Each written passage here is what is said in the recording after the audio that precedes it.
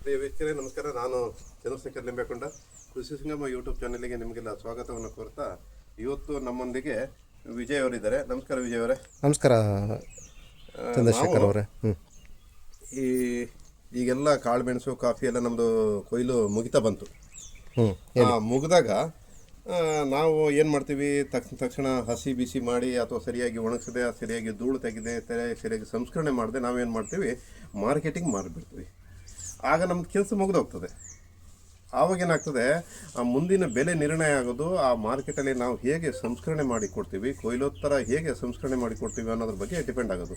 ಹಾಗಾಗಿ ನಮ್ಮ ಕಾನ್ಸೆಪ್ಟ್ ಏನಂದರೆ, ನಾವು ಬೆಳೆದಂಥ ಬೆಳೆಯನ್ನು ಉತ್ತಮ ರೀತಿಯಲ್ಲಿ ಸಂಸ್ಕರಣೆ ಮಾಡಿ, ನೀವು ಹೇಗಾದರೂ ಮಾಡಿ, ಕಾಳುಮೆಣಸನ್ನು ಕಪ್ಪು ಕಾಳುಮೆಣಸನ್ನಾದರೂ ಮಾಡಿ ಅಥವಾ ಬಿಳಿ ಕಾಳುಮೆಣಸನ್ನಾದರೂ ಮಾಡಿ, ಅದನ್ನು ಉತ್ತಮವಾಗಿ ಅದನ್ನು ಸಂಸ್ಕರಣೆ ಮಾಡಬೇಕು.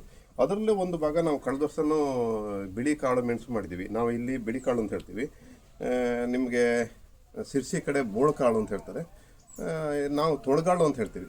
ಹೆಚ್ಚಾಗಿ ಮಂಗಳೂರು ಕಡೆ ಎಲ್ಲ ಬಿಳಿ ಕಾಳು ಅಂತ ಹೇಳ್ತಾರೆ, ನಾವು ತೊಳಗಾಳನ್ನು ಮಾಡ್ತೀವಿ. ಈ ತೊಳಗಾಳನ್ನು ಎಷ್ಟು ಪ್ರಮಾಣ ಅಂತಂದರೆ, ನಾವು ಈ ಜಾಸ್ತಿ ಹಣ್ಣಾಗಿರೋದನ್ನು ಹೆರಕಿ ಆರಿಸಿ ಅದೇನು ಮಾಡ್ತೀವಿ, ಒಂದು ಕಡೆ ನೀರಲ್ಲಿ ಹಾಕಿ ಅದನ್ನು ಪ್ರತಿ ದಿವಸ ನೀರನ್ನು ಚೇಂಜ್ ಮಾಡಿ ಈ ಥರ ಬೆಳೆಗಳನ್ನು ಮಾಡ್ತೀವಿ.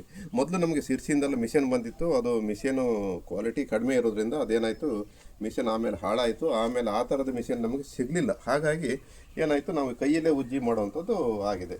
ಇದು ನಾವು ಹಿಂದಿನ ವಿಡಿಯೋದಲ್ಲಿ ನಿಮಗೆ ತೋರಿಸಿದ್ದೀವಿ, ನೀವು ಸಿಗಂದಿನಿ ಕಾಳುಮೆಣಸು ಬಗ್ಗೆ ಹೇಗೆ ಸೈಜ್ ಬರುತ್ತೆ ಅಂತೇಳಿ. ಈ ಸಿಗಂದಿನಿ ಕಾಳುಮೆಣಸಿನ ಕಾಳೆ ಇದು ಸೈಜು ಹೇಗಿದೆ, ಚೆನ್ನಾಗಿದೆ? ಅದನ್ನೇ ನಾನು ಕೇಳೋಣ ಅಂತ ಪ್ರಶ್ನೆ, ನೀವೆಲ್ಲ ಉತ್ತರ ಕೊಡ್ತಾ ಇದ್ದೀರಾ. ನನಗೇನು ಕೇಳೋದಂದ್ರೆ, ಈ ಬಿಳಿ ಕಾಳು ಮೆಣಸನ್ನ ಮಾಡೋ ವಿಧಾನಗಳು ಹೇಗೆ, ಮತ್ತು ಅದಕ್ಕೆ ಸೂಕ್ತವಾದ ಕಾಳು ಮೆಣಸನ್ನ ಯಾವ್ದು ಆಯಿಸ್ಕೊಬೇಕು, ಮತ್ತು ಎಲ್ಲ ಮೆಣಸು ನಮಗೆ ಬಿಳಿ ಕಾಳಾಗತ್ತಾ? ಇಲ್ಲ, ಅಂದರೆ ಒಂದು ಹೆಚ್ಚು ಕಡಿಮೆ 90% ಬೆಳೆದಿರಬೇಕು, ಒಂದು ಹಣ್ಣಾಗಿರಬೇಕು. ಈ ಥರದನ್ನು ಆಯ್ಕೆ ಮಾಡ್ಕೊಬೋದು ನಾವು. ಬಿಳಿ ಕಾಳನ್ನು ಅಂದರೆ ನಾವು ಈಗ ಒಂದು 6-7 ದಿವಸ ನೀರಿಗೆ ಹಾಕಿರ್ತೀವಿ ಅಂತ ಹೇಳೋಣ. ಮೇಲ್ಗಡೆ ಸಿಪ್ಪೆ ಕೊಳಿಬೇಕದು. ಸಿಪ್ಪೆ ಅಂತ ಹೇಳಿದ್ರೆ ಎಲ್ಲ ಕಾಳುಗಳಲ್ಲೂ ಹೆಚ್ಚಾಗಿ ಸಾವಯವ ವಸ್ತು ಇರುತ್ತೆ. ಅಂದರೆ ಸಾವಯವ ವಸ್ತು ಅಂತ ಹೇಳಿದರೆ ಏನಾಗ್ತದೆ, ಅದು ಅಗತ್ಯ ಇಲ್ಲ ನಮಗೆ ಆಹಾರಕ್ಕೆ ಅಗತ್ಯ ಇಲ್ಲ. ಅದು ಮೇಲ್ಗಡೆ ಕೋಟೆ ಇರುತ್ತೆ, ನಮ್ಮದು ಮೈಯ ಚರ್ಮ ಇದ್ದಂಗೆ. ಅದು ಹಣ್ಣಾದಾಗ ಏನಾಗ್ತದೆ ಅಂತಂದರೆ, ಅದು ಸಾವಯವ ವಸ್ತುವಾಗಿ ಕನ್ವರ್ಟ್ ಆಗ್ತದೆ. ನಾವು ಅದನ್ನು ಈ ಥರ ಬಿಳಿ ಕಾಳು ಮಾಡಿದಾಗ ಏನಾಗ್ತದೆ, ಜಾಸ್ತಿ ದಿವಸ ಬಾಳಿಕೆ ಇಡ್ಬೋದು. ಈಗ ವರ್ಷಗಟ್ಟಲೆ ಇಡ್ಬೋದು ನಾವು. ಒಂದಾಯ್ತಾ. ಎರಡನೇದು, ನೀರಿಗೆ ಹಾಕಿದಾಗ ಪ್ರತಿ ದಿವಸ ನಾವು ನೀರನ್ನು ಚೇಂಜ್ ಮಾಡಬೇಕು. ಆ ನೀರನ್ನು ಚೇಂಜ್ ಮಾಡದೇ ಇದ್ದರೆ ಏನಾಗ್ತದೆ, ಕಾಳು ಮೆಣಸು ಕಲ್ಲುಗಟ್ಟೋದು ಅಂತ ಹೇಳ್ತಾರೆ, ಅಲ್ಲಿಗೆ ಗಟ್ಟಿ ಆಗುತ್ತೆ. ಹಣ್ಣಾದರೂ ನಮಗೆ ಸಿಪ್ಪೆ ಜಾಸ್ಲಿಕ್ಕೆ ಆಗಲ್ಲ, ಗಟ್ಟಿ ಆಗುತ್ತೆ, ಮೆದುವಾಗೋದಿಲ್ಲ. ಹಾಗಾಗಿ ಪ್ರತಿ ದಿವಸ ಚೇಂಜ್ ಮಾಡಿ ಒಂದು 6-7 ದಿವಸಕ್ಕೆ ಅದನ್ನು ಉಜ್ಜಿ ತೆಗೆದು ಕ್ಲೀನ್ ಮಾಡಿದರೆ ಆಯಿತು. ಇದರಲ್ಲಿ ಒಂದೊಂದು ಕಪ್ಪು ಕಾಳು ಬಂದಿದ್ದನ್ನು ಹೆರಕಿದ್ರೆ ಇನ್ನು ಪರಿಶುದ್ಧ ಕಾಳು ಮೆಣಸು ಆಗುತ್ತೆ. ಹಾಗೆ ಸರಿ. ಈಗ ಈ ಬಿಳಿ ಮೆಣಸನ್ನು ನಾವು ಮಾಡಿದ್ದೀವಿ. ಹೌದು. ಇದನ್ನು ಹೇಗೆ ಮಾರ್ಕೆಟಲ್ಲಿ ಯಾವ ಥರ ಇದಾಗತ್ತೆ? ಮಾರ್ಕೆಟ್ ಅಂತಂದರೆ ನೋಡಿ, ಇದು ನಾವು 20 kg ಹಣ್ಣನ್ನು ಹಾಕಿದ್ದೀವಿ.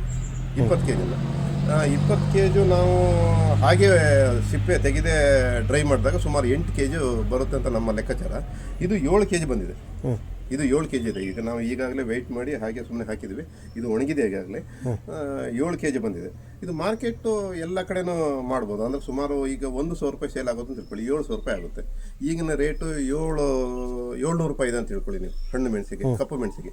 ಆ 700 ರೂಪಾಯಿ ಏನಾಗ್ತದೆ, 749 ಅಂದರೆ 7,900 ರೂಪಾಯಿ, 800 ರೂಪಾಯಿ ಪಕ್ಕ ಆಗುತ್ತೆ. ಒಂದು 200 ರೂಪಾಯಿ ಹೆಚ್ಚು ಸಿಗುತ್ತೆ ನಿಮಗೆ. ಒಂದು ಕನಿಷ್ಠ ಅಂದರೆ 1,000 ರೂಪಾಯಿ ಹೋಗುತ್ತೆ. 1,200, 1,300ಕ್ಕೆ ನಾವು ಸೇಲ್ ಮಾಡ್ಬೋದು. ಸೇಲ್ ಮಾರ್ಕೆಟ್ ಮಾಡೋದು ಹೇಗೆ, ವಸ್ತು ಈ ಥರದ್ದೆಲ್ಲ ಕಂಡು ಹಿಡಿದು ಅಂತ ಹೇಳಿದರೆ, ನಾವು ಯಾವುದೋ ಒಂದು ಮದುವೆ ಫಂಕ್ಷನಿಗೆ ಹೋಗ್ತೀವಿ, ಅಥವಾ ಒಂದು ಒಳ್ಳೆಯ ಕೃಷಿ ಫಂಕ್ಷನಿಗೆ ಹೋಗ್ತೀವಿ, ಬೇರೆ ಯಾವುದೋ ಒಂದು ಧಾರ್ಮಿಕ ಫಂಕ್ಷನಿಗೆ ಹೋಗ್ತೀವಿ. ಆವಾಗ ನಾವು ಅದನ್ನು ಮಾಡಬೇಕು, ಸಣ್ಣ ಸಣ್ಣ ಪಕೆಟ್ ಮಾಡಿ ನಮ್ಮ ಅಡ್ರೆಸ್ಸು, ಫೋನ್ ನಂಬರನ್ನು ಹಾಕಿ ಕೆಲವು ಅತಿಥಿಗಳಿಗೆ ಕೊಡ್ತಕ್ಕಂಥದ್ದು. ಹಾಗೆ ಅವರಿಗೆ ದುಡ್ಡು ಧರ್ಮ ಕೊಡುವಂಥದ್ದಲ್ಲ, ಬಂದವರಿಗೆ ಇದನ್ನು ಕೊಡುವಂಥದ್ದು, ಸೇಲ್ ಮಾಡುವಂಥದ್ದು. ಈಗ 100 ಗ್ರಾಮ್ ಪಾಕೆಟ್ ಮಾಡಿ ಟೂರಿಸ್ಟ್ ಪ್ಲೇಸಲ್ಲಿ ಕೊಡುವಂಥದ್ದು. ಈ ಥರ ಎಲ್ಲ ನಾವು ಮಾರ್ಕೆಟನ್ನು ಮಾಡ್ಬೋದು. ಹೊರಗಡೆ ಲಂಸಮ್ಮನ್ನು ತಗೊಳ್ತಾರೆ. ಈ ಬಿಳಿ ಕಾಳನ್ನು ಬೇರೆ ಮಾರ್ಕೆಟ್ ಇದೆ, ಕೊಚ್ಚಿಲಿ ಸಮೇತ ಇದೆ, ಬೇರೆ ಎಲ್ಲ ಕಡೆನೂ ಇದೆ, ದೊಡ್ಡ ಪಟ್ಟಣದಲ್ಲಿದೆ. ಅಂದರೆ ಪ್ರಸಿದ್ಧ ಆಗಿರ್ತದೆ. ಇದು ಯಾವುದೇ ಧೂಳು ಅಂಟಿರೋದಿಲ್ಲ, ಮಾಯ್ಸರ್ ಬರೋದಿಲ್ಲ. ಕಪ್ಪು ಮೆಣಸೇನಾಗುತ್ತೆ ಅಂತಂದರೆ, ಒಂದು ಧೂಳು ಅಂಟ್ಕೊಂಡಿರ್ತದೆ ಅದಕ್ಕೆ, ಒಂದು ಎರಡನೇದು.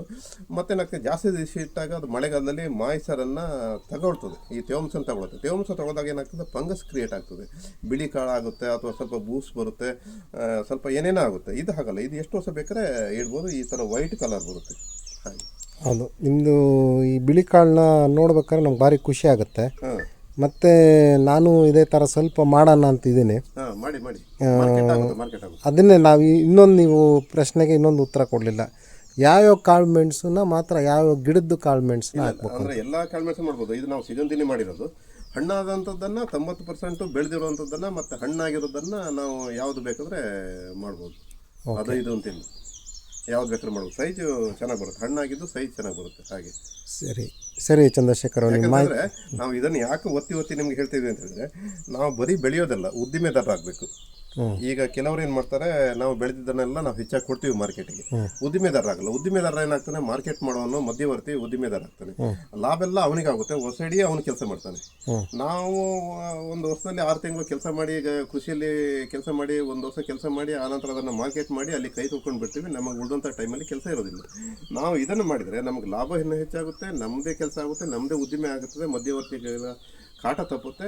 ಹಾಗಾಗಿ ಏನಾಗ್ತದೆ, ನಾವು ಇದರಲ್ಲಿ ಒಂದು ಸ್ಟ್ಯಾಂಡ್ ಆಗಲಿಕ್ಕೆ ಸಾಧ್ಯ ಆಗ್ತದೆ, ಸ್ವಾಭಿಮಾನ ಇರುತ್ತೆ ನಮಗೆ. ಹಾಗಾಗಿ ಈ ಥರದನ್ನೆಲ್ಲ ಸಣ್ಣ ಸಣ್ಣ ಪುಟ್ಟನ್ನು ನಾವೆಲ್ಲ ಒಂದು ಸಮರೋಪಾದಿಯಾಗಿ ಎಲ್ಲರೂ ಸೇರಿಕೊಂಡು ಕೆಲಸ ಮಾಡಿದಾಗ ಮಾತ್ರ ಇದು ಅಭಿವೃದ್ಧಿ ಆಗಲಿಕ್ಕೆ ಸಾಧ್ಯ ಇದೆ. ಧನ್ಯವಾದಗಳು. ತುಂಬ ಥ್ಯಾಂಕ್ಸ್.